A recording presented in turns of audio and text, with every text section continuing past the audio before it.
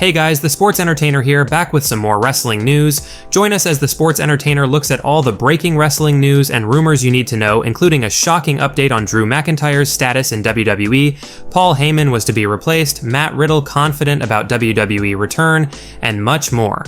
Make sure you guys subscribe to the channel with notifications on so you never miss out on an episode.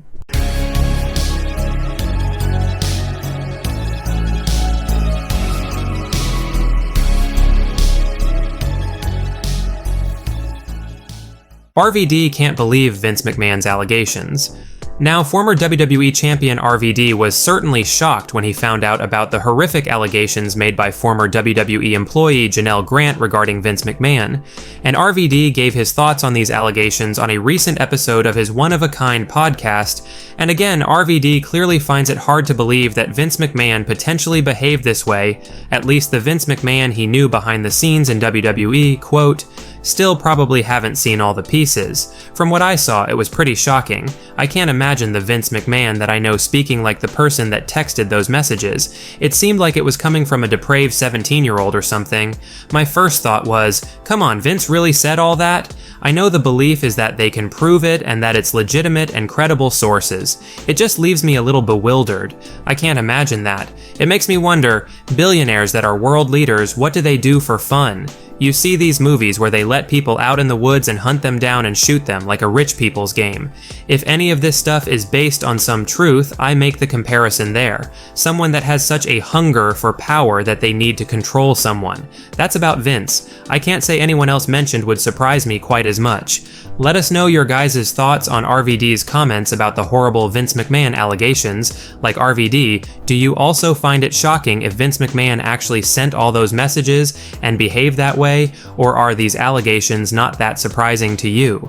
Next up, CM Punk's injury has created an opportunity. Now, by all means, CM Punk's untimely injury is bad news for the WrestleMania 40 plans WWE firmly had in place, because even though CM Punk didn't win the 2024 Royal Rumble, no doubt WWE would have gotten to Seth Rollins versus CM Punk for the World Heavyweight Championship at WrestleMania somehow, likely involving the upcoming Elimination Chamber event in Perth, but all of that is gone now with Punk's sad triceps injury.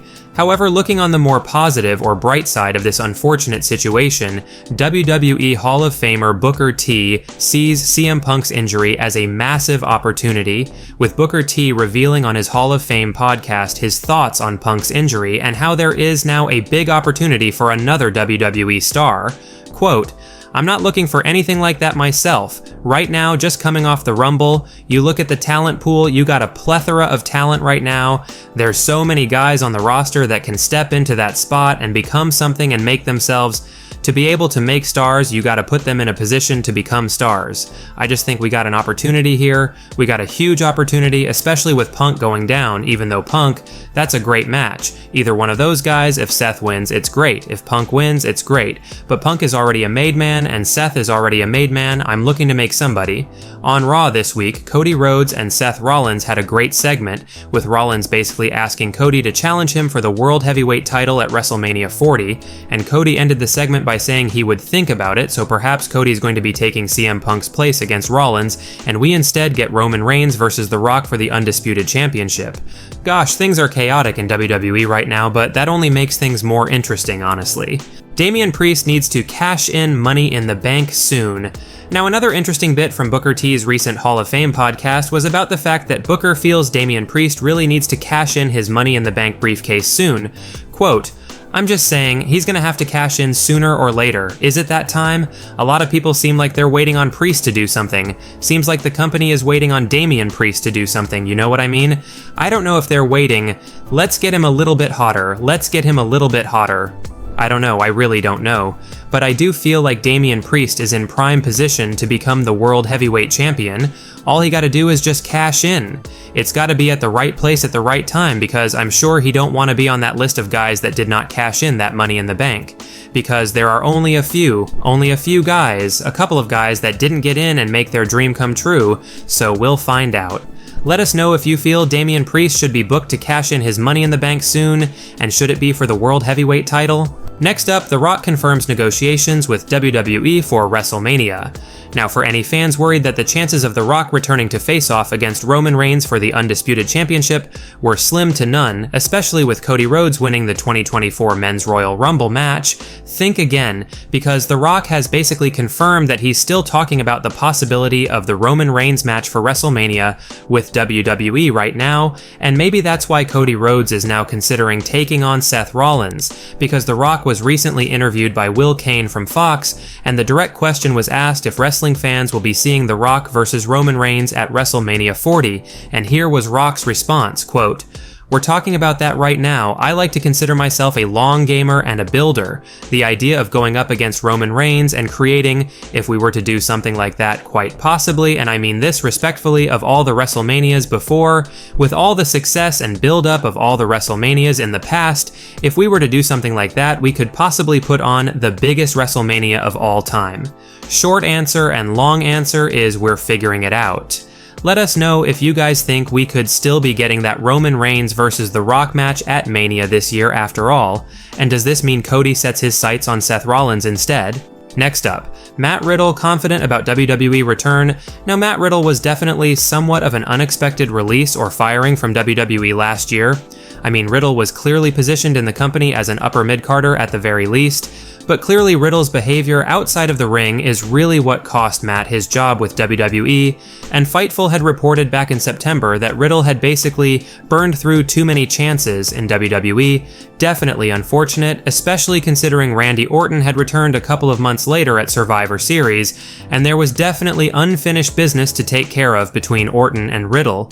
However, Matt Riddle's clearly confident that a WWE return is possible at some point, because in a recent interview with Chris Van Vliet, Matt was asked about a possible WWE return, and this is what Riddle had to say on the matter, quote, "If CM Punk could come back, I could definitely come back. I have no ill will. I am thankful for the opportunity they gave me."